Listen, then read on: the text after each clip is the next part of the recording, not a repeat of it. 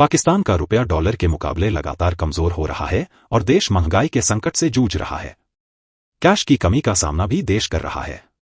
ऐसे में पाकिस्तानी सरकार पेंशन बर्डन कम करने के लिए रिटायरमेंट एज को घटाने के प्रस्ताव पर विचार कर रही है।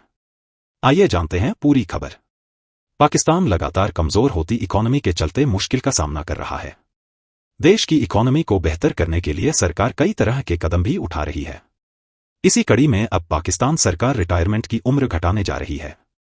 आर्थिक संकट से किसी तरह उबरने के बाद पाकिस्तान की शहबाज शरीफ की सरकार पेंशन का बर्डन घटाने के लिए औसत रिटायरमेंट की उम्र को 5 साल घटाकर 55 वर्ष करने पर विचार कर रही है। सरकार लॉन्ग टर्म पेंशन बिलों को रोकने के लिए भी कदम उठाने जा रही है।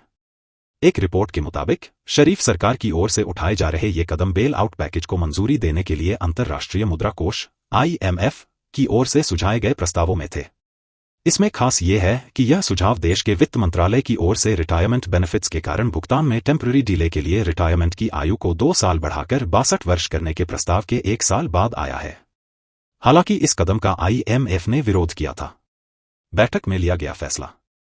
रिपोर्ट के मुताबिक हाल ही में कैबिनेट की इकोनॉमिक कोऑर्डिनेशन कमेटी (ECC) ने एक बैठक में पेंशन प्लान में रिफॉर्म के इम्प्लीमेंटेशन में देरी पर सवाल खड़े किए थे। बैठक में इस बात पर सहमति बनी थी कि मौजूदा पेंशन प्लान में रिफॉर्म लागू करने में समय लगेगा।